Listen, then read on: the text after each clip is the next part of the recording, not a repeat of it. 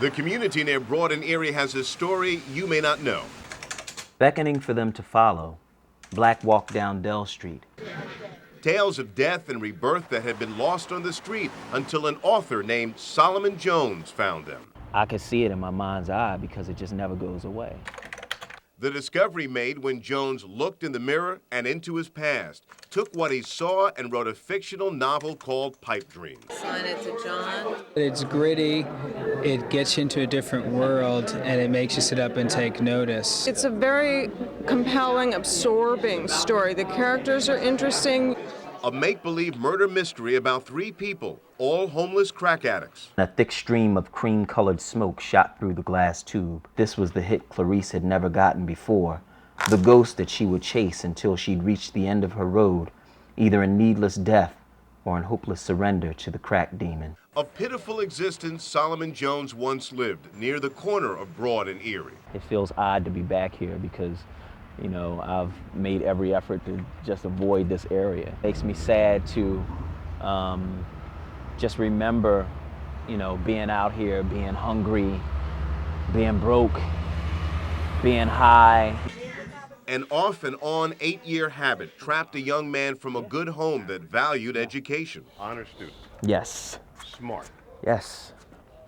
So how did you end up here? If I knew that, I'd be a rich man. This is the house. Days at this crack house left him spiritually bankrupt until he found his faith to get strong and clean.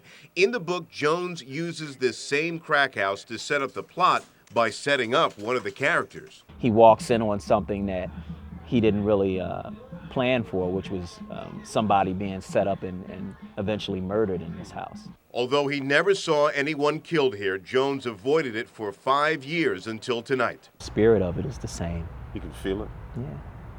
What's it saying to Solmon Jones?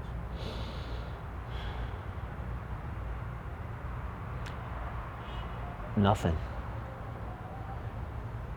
And that's a good thing. This is Solmon Jones from the Philadelphia Weekly. Life is now good for the author. He's married, and they're expecting a child. Jones is a staff writer at the Philadelphia Weekly paper. This is from an area near where Solomon grew up. He's written a number of cover stories. The articles reveal a different look at the headline stories in Philadelphia. Solomon impressed me from the moment I first met him. He's just a man with tremendous integrity. We tend to be a little bit more cynical and snarky, and Solomon is kind of the humanitarian on the staff. The author wants his readers to see his qualities in the characters of Pipe Dream, especially the leader named Black. Black is me. That's the closest character to me in the book. Yeah, right there. Because the addicts he met and the people in the book once had other lives. I had a house, she said, looking at Clarice with contempt. Right up there in Mount Airy. 4 bedrooms, 2 bathrooms, wall-to-wall carpet. You loved them before you knew what they were doing, and you're going to love them well after that. You just hate the things they do. Good to see you. Today, Solmon Jones signs books and schmoozes. Donates his time to organizations that help homeless addicts, leaving the past behind while trying to help those he left behind at the corner of Broad and Erie. People do recover.